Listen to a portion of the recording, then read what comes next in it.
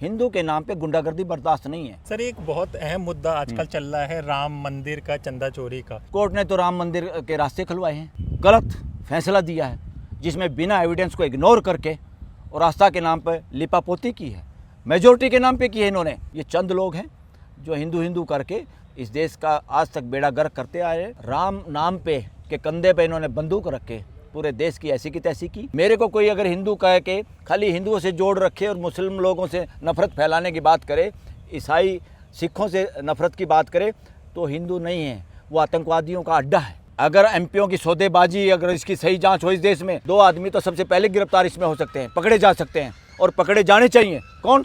नरेंद्र मोदी और अमित शाह। जांच के बहाने से डराया जा रहा है, फिर पार्टी में मिलाकर उनका डिप्टी सीएम बनाया जा रहा है। ये देश के साथ नाइंसाफी है, देश के साथ गद्दारी है। सबसे डरा हुआ देशों में से एक है इंडिया। ऐसा इसलिए होता है कि देश की हाई कोर्ट और सुप्रीम कोर्ट कमजोर हैं, या वो सरकार के दबाव में है, या सरकार ये समझती है हमने इनको खरीदा हुआ है। हमने सुप्रीम कोर्ट गुंडागर्दी कर रही है देश के साथ, और ऐसी गुंडागर्दी करेंगे तो देश के लोग, सुप्रीम कोर्ट हो, चाहे देश का चीफ जस्टिस हो, चाहे कोई राष्ट्रपति हो, चाहे कोई प्रधानमंत्री हो, देश की जनता के सामने ये सारे बोने हैं। क्या कोई संस्था देश के कानून से ऊपर हो सकती है? ये नॉनसेंस बयान है भागवत का, बिल्कुल गैर जिम्मेदाराना। इस देश में संविधान से ऊपर कुछ नहीं। वो कहीं ना कहीं बेईमानी से, धूर्तता से, घटियापन से काम कर रहे हैं। बहुत सारी संस्थाएं जेबों की संस्थाएं बन गई हैं, लोगों ने कब्जे किए हुए हैं। हजारों करोड़ की संस्थाएं इन्होंने खड़ी की है। कहाँ से आया वो पैसा? वो 2 नंबर का पैसा है, भ्रष्टाचार का पैसा है। 2 नंबर का भरपूर पैसा आरएसएस के पास है, वो यूज करते हैं। मोहन भागवत का अगर नार्को टेस्ट कराया जाए,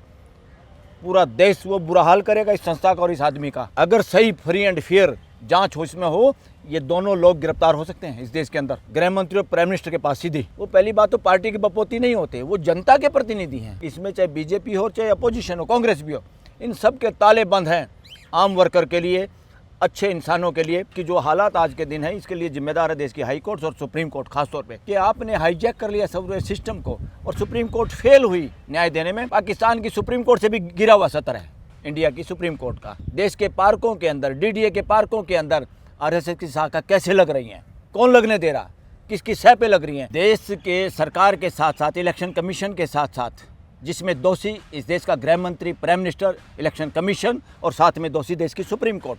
क्यों नहीं बंगाल के लोग घेराव करते इन एमपीओं का? उनकी हिम्मत कैसे हो गई पार्टी बदलने की? वहाँ की जनता से क्यों नहीं पूछा उन्होंने? सारे के सारे संविधान का उल्लंघन कर रहे हैं। तो ऐसे में क्या करना चाहिए?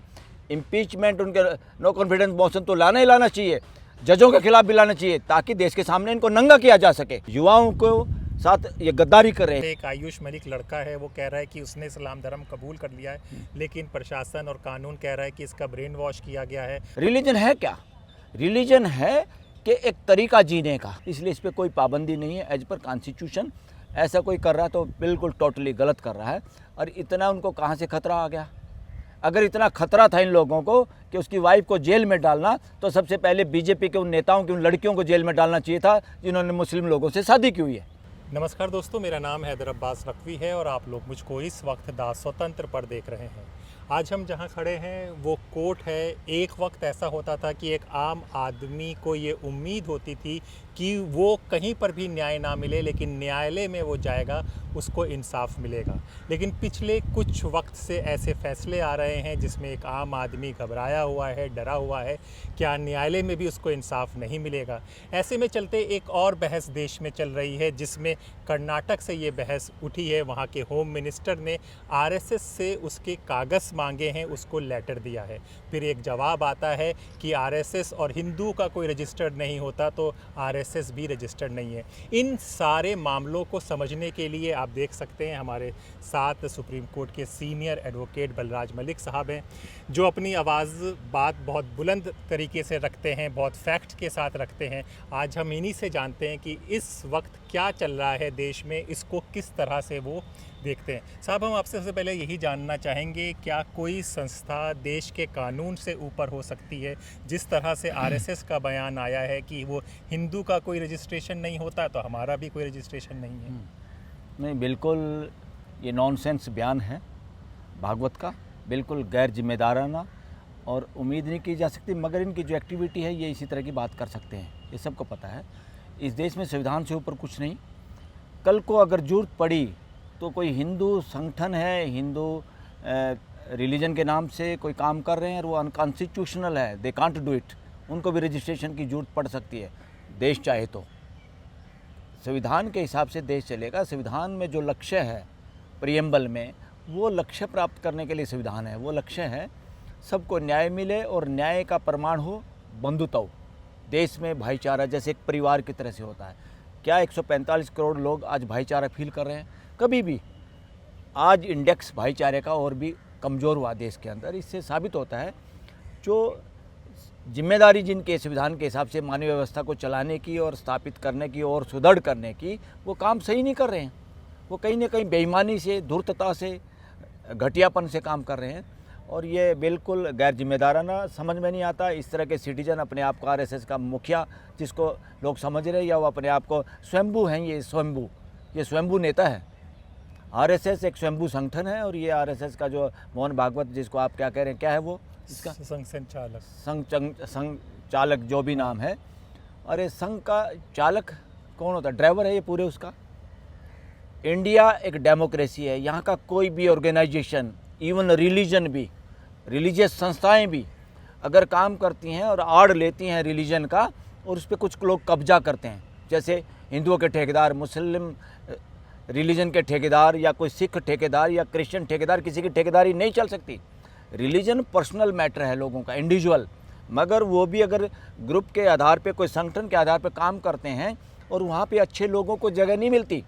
कितनी रिलीजियस संगठन हैं या संस्थाएं हैं देश के अंदर, सभी में, चाहे वो हिंदू कहलाने वाले हो, मुसलमान, सिख, ईसाई और बुद्धिज़्म, बहुत सारी संस्थाएं जेबों की संस्थाएं बन गई हैं, लोगों ने कब्जे किए हुए हैं।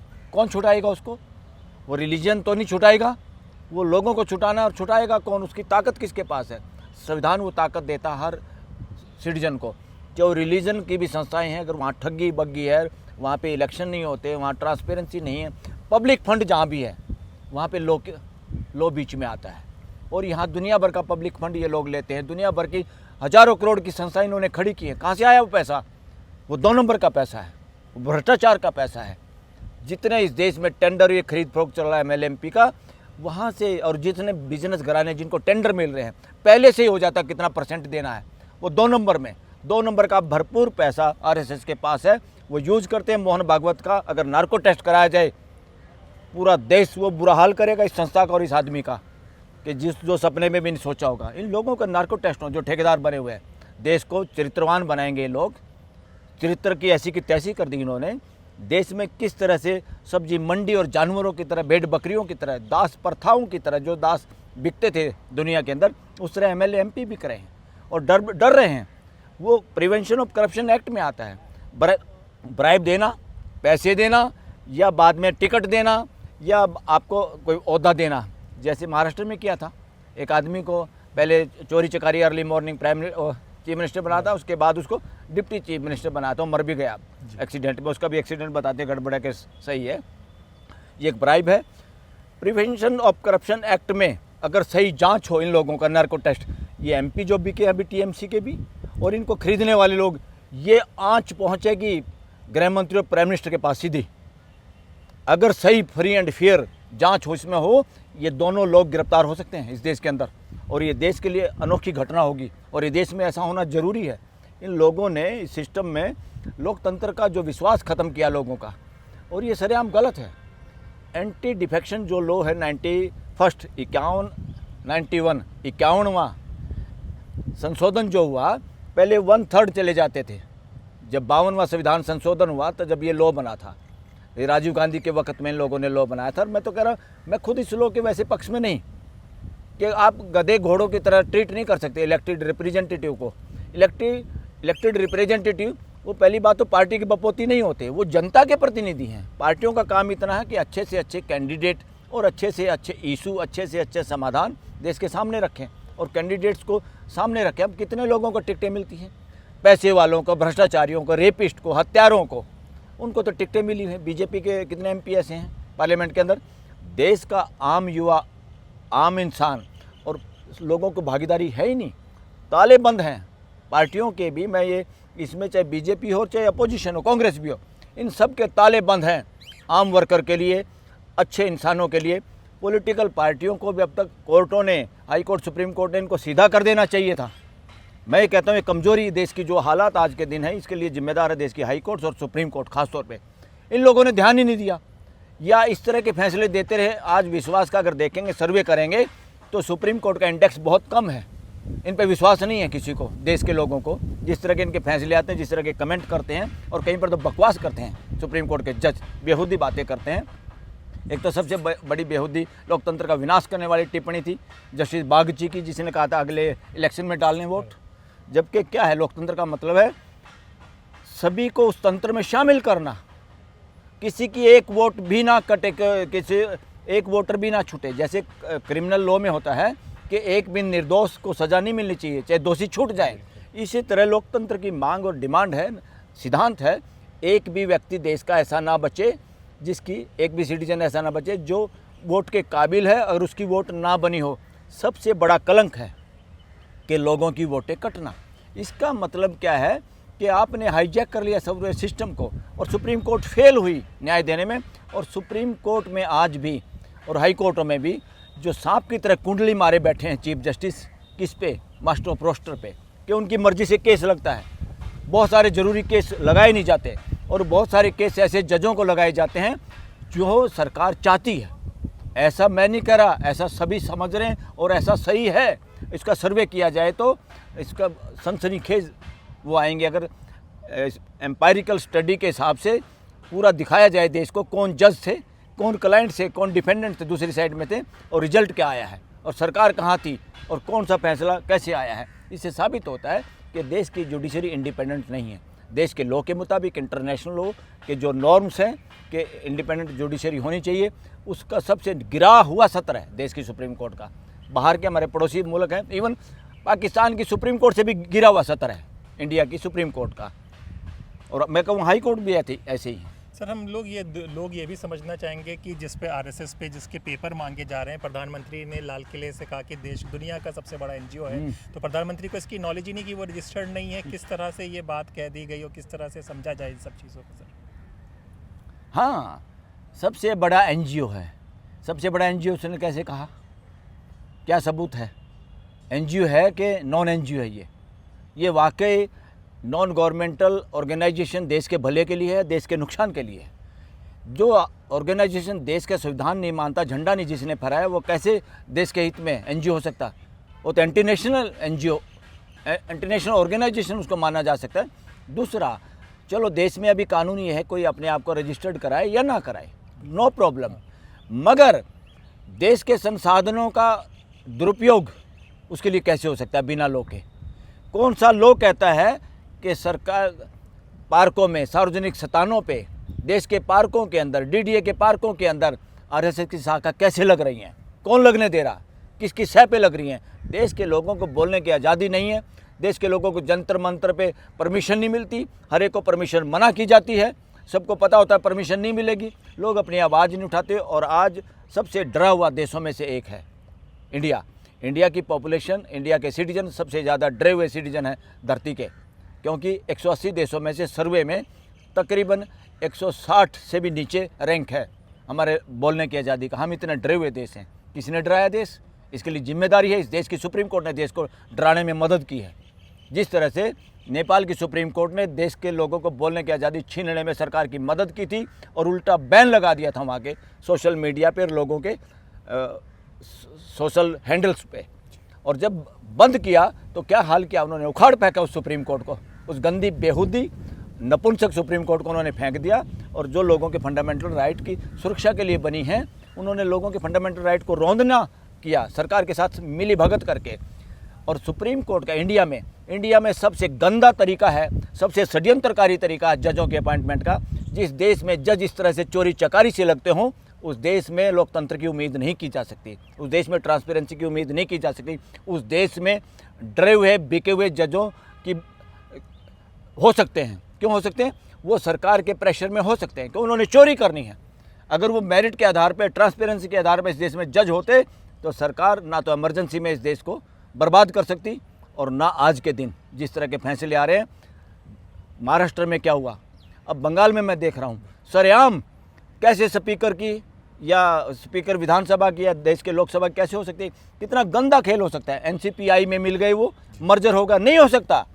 कानूनी ये है, सबसे पहले मर्जर के लिए एक पार्टी इनिशिएटिव करती है।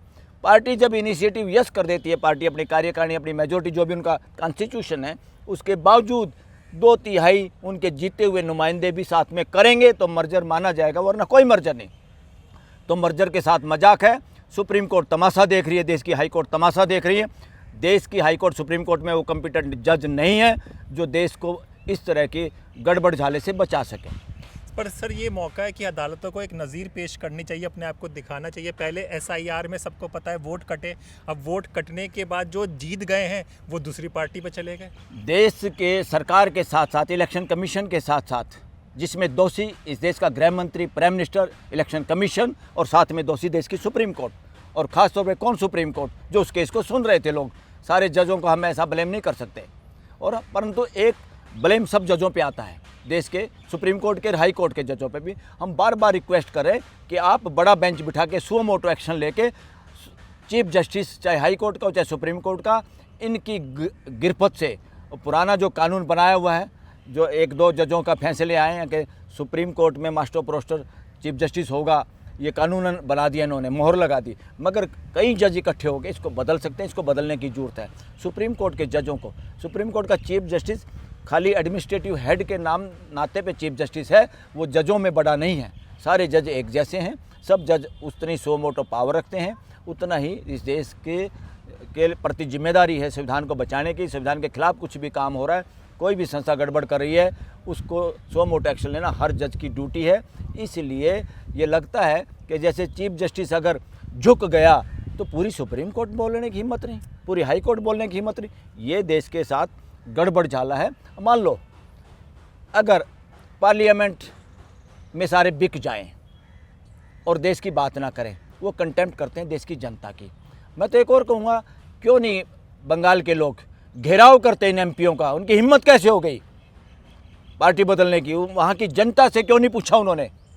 बिना जनता के कोई पार्टी भी अगर गुंडागर्दी करे, देश लोकतंत्र है, यहाँ पर आधार है देश की जनता।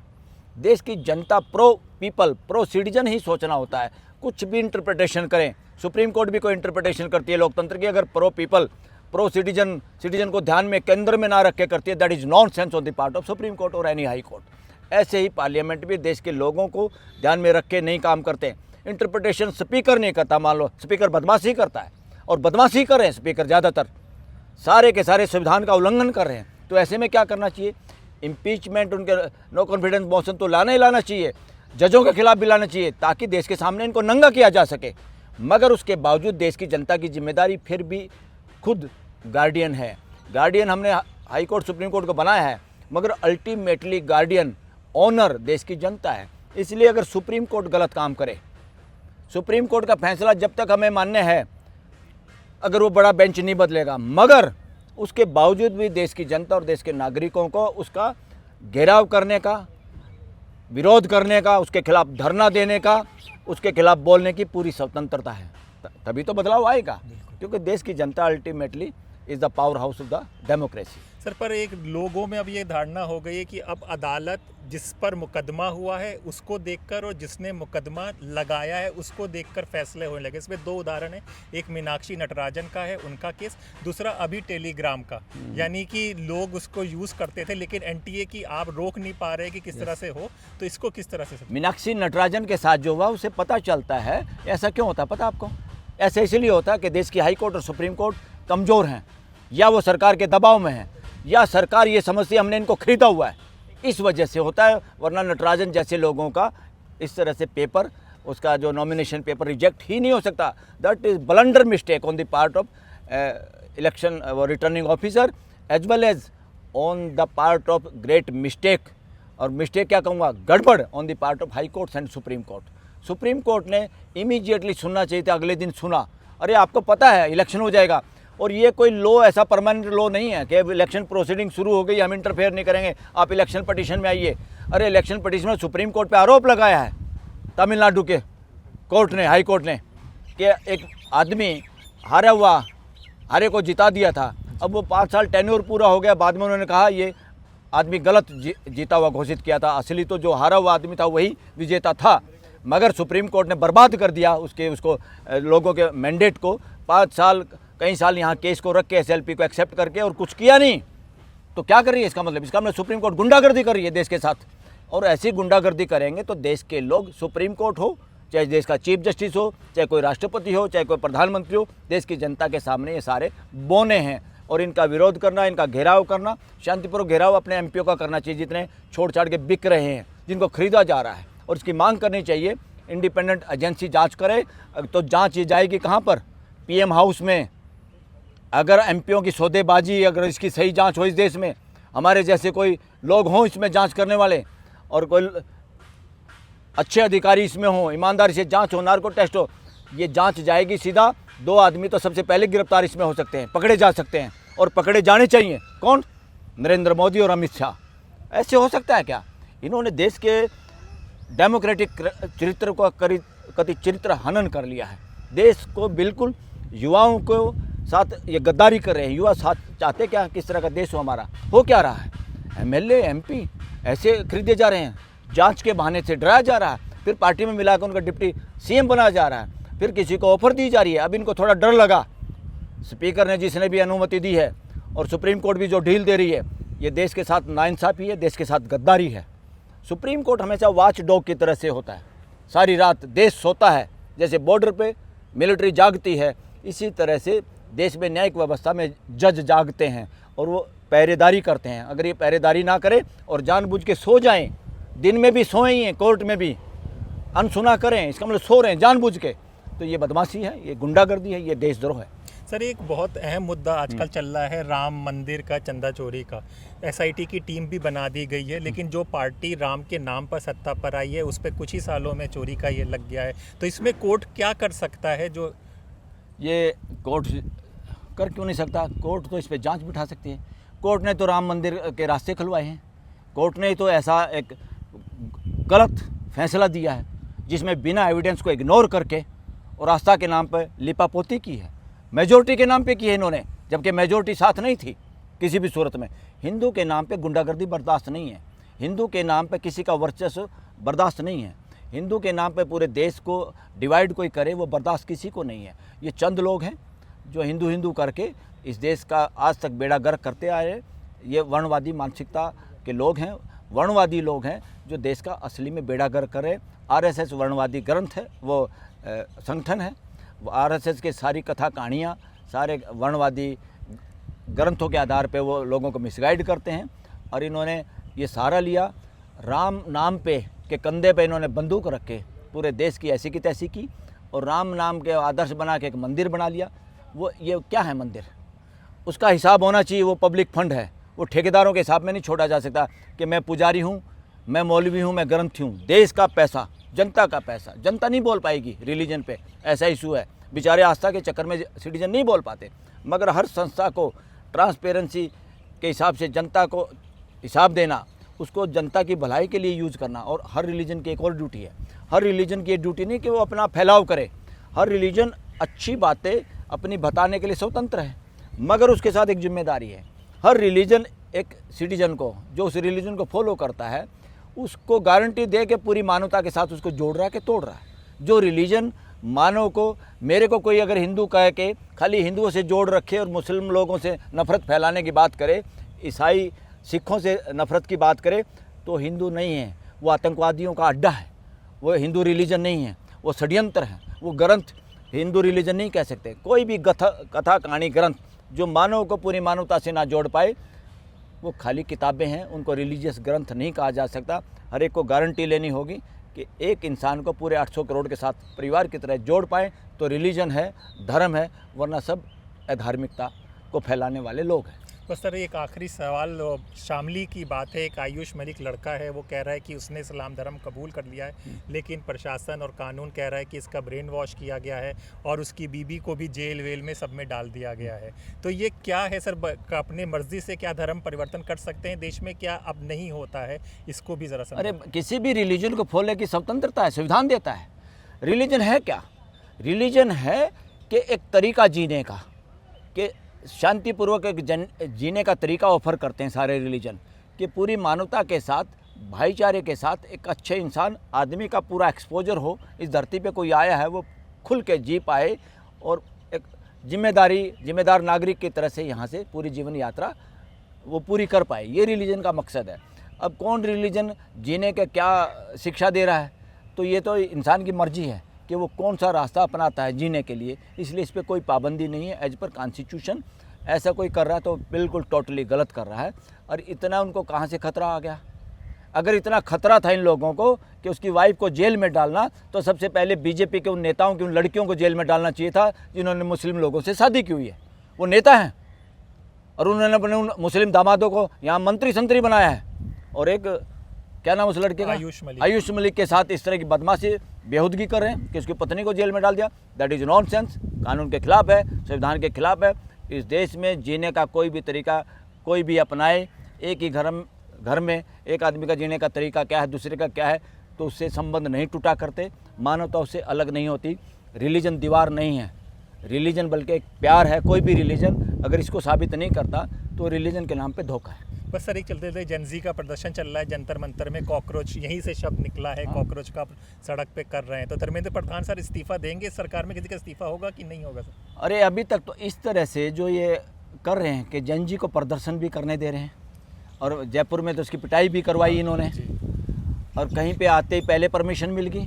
भाई आज तक इतने दरिया दिल कैसे हो गए आप? आज तक तो इस देश में चिट्ठियाँ लिख के भी परमिशन नहीं देते आप जनजी को इतना वो भावनाओं की इतनी कदर कर रहे हैं। आपने भावनाओं की कदर नहीं की। जिस आदमी को यूएपी में ठोक रखा आपने, और सरजिल इमाम और दूसरा लड़का क्या नाम उसका, उमर खालिद, क्या ये इसी तरह से इन्होंने वांगचुक को ठोका था। और वांगचुक के गलत मिसगाइड किया सुप्रीम कोर्ट में। सज़ा मिलनी चाहिए थी उन अफसरों को भी, उन लॉ ऑफिसरों को भी जिन्होंने गलत डॉक्यूमेंट पेश किए, गलत सीढ़ियाँ पेश की सुप्रीम कोर्ट के सामने, जो झूठी थी, जो करप्टेड थी। और जब सुप्रीम कोर्ट ने इनको दिखाया देखो ये गड़बड़ है, अब तो तुम उल्टा फंसोगे, तो जाके वो उसको रिहा कर दिया। मगर बुरी बात ये हुई सुप्रीम कोर्ट ने ऐसे केस को ख़त्म कर दिया। करना नहीं चाहिए था, उनका इलाज, उनको जेल में ठोकना चाहिए था जिन लोगों ने गलत सीडी के बहाने गिरफ्तार किया और सुप्रीम कोर्ट की भी आंखों में धूल झोंकने की कोशिश की। और जनजी पूरे देश का जागरूक है। अब ये जनजी को उसके प्रेशर को कमज़ोर करना चाहते हैं इस तरह के प्रदर्शन करके। मगर सारी पॉलिटिकल पार्टियों से भी ये है कि युवाओं को अगर आप लोग मैं तुम नहीं दोगे, सारे मिलके सारे, क्योंकि ये शुरुआत कहाँ से हुई इस्तीफा मांगने की, इतनी फास्ट शुरुआत हुई भाई जनजी। कोई बात नहीं, ये नहीं सोचना चाहिए कोई कांग्रेस का अध्यक्ष है, कोई कांग्रेस का बड़ा नेता, कोई नेता वेता बड़ा नहीं है। मुद्दा बड़ा है, विचार बड़ा होता है। ये आदमी कोई बड़ा नहीं। हमारा नेता कैसा हो, इसका नरेंद्र मोदी जैसा हो, हमारा नेता कैसा हो, राहुल गांधी जैसा हो, अरे दैट इज़ नॉनसेंस। कॉन्स्टिट्यूशन में, डेमोक्रेसी में नेता नहीं होता, सबकी भागीदारी होती है। हमारी व्यवस्था कैसी हो, संविधान के जैसी हो, हमारी व्यवस्था कैसी हो, मानवीय व्यवस्था हो। नारे तो ये जरूरत है, उधर से एक उसको उठा रहे, एक उसको उठा रहे, ये तानाशाही है। कांग्रेस में भी अगर नारे यही लगते हैं हमारा नेता कैसा हो, राहुल गांधी जैसा, तो ये तानाशाही पार्टी है। और राहुल गांधी फिर तानाशाह है अगर इस बात को स्वीकार करता, क्लियर नहीं करता। तो हमारा नेता कैसा हो, नरेंद्र मोदी जैसा हो, ये तो है ही तानाशाही। इसको तो तानाशाह बोल रहे हैं लोग। और ऐसे दूसरी पार्टियों में सारी की सारी अपोजिशन पार्टियां भी देश को, व्यवस्था को लोकतंत्र की तरफ नहीं ले जा रही हैं। ये फ्रॉड कर रहे हैं देश के युवाओं के साथ। इनमें घिसे पीटे वही चोर उचक्के अच्छी पोस्टों पे हैं इन सारी पार्टियों में, जिन्होंने काफ़ी ठगी ठोरी का पैसा इकट्ठा किया हुआ है। और ठगी ठोरी मार के इसीलिए तो बोलने से डरते हैं। बोलने से डराने में अपोजिशन पार्टी का भी रोल है। अपोजिशन का ये मतलब नहीं आप सरकार में नहीं है तो नहीं है, तो आपका काम और भी डबल चौकीदार होने का है। एक कहता है मैं, प्राइम मिनिस्टर कहता है मैं चौकीदार हूँ, तो ये तो चौकीदार के फूफा होने चाहिए अपोजिशन पार्टियाँ। कैसे वो बदमाशी कर सकता है? कैसे तुमने एप्स्टीन फाइल को मुद्दा क्यों नहीं बनाया देश के अंदर? इसका मतलब आप भी के अंदर भी चरित्रहीनता छुपी हुई है अपोजिशन के लीडरों में। नहीं तो एप्स्टीन फाइल देश का मुद्दा होना चाहिए था। प्राइम मिनिस्टर के खिलाफ नो कॉन्फिडेंस मोशन और इम्पीचमेंट लानी चाहिए थी, सड़कों पे उतरना चाहिए था। और जिन लोगों को आप ये कह रहे हैं कि इन्होंने घर नहीं बनाया, परिवार नहीं चलाया, ये देश को चलाने के लिए अपनी ज़िंदगी दे रहे हैं, ऐसे सारे फ्रॉड लोग हैं। वो व्यवस्था ना तो मानवीय व्यवस्था घर से शुरू होती है, पारिवारिक व्यवस्था ही आधार है, मूल आधार है मानवीय व्यवस्था का। जो वहाँ पे परिवार के नहीं हैं, जो वहाँ परिवार को चलाना नहीं जानते, जो वहाँ पर इवन झूठ बोलते हैं, कभी पत्नी मान लेते हैं, कभी पत्नी को नहीं मानते, देश में अगर हिम्मत है, ये देश अगर वाकई सनातन परंपरा यानी अस्तित्व के आधार पर चल रहा है, जिसमें कोई कथा कहानी के आधार नहीं, सत्यता और सनातन का असली मतलब है रियलिटी, वास्तविकता, अस्तित्व की वास्तविकता, जो आपने मैंने नहीं बनाई, जो लगातार है उसको समझना, उसके हिसाब से जीना, इसका नाम है सनातनी परंपरा। ये हिंदुओं के ठेकेदार नहीं है। सनातनी परंपरा का असली मीनिंग है reality of the existence as coexistence. उस पर सभी विश्वास करते, उसको कोई इग्नोर करता है नहीं, कर ही नहीं सकते हम। तो ये सारा का सारा, इसलिए सबसे पहले अगर सनातन के ठेकेदार कोई बनता है आरएसएस, तो आरएसएस को चैलेंज है कि सबसे पहले जसोदा बेन को प्राइम मिनिस्टर हाउस में लाया जाए।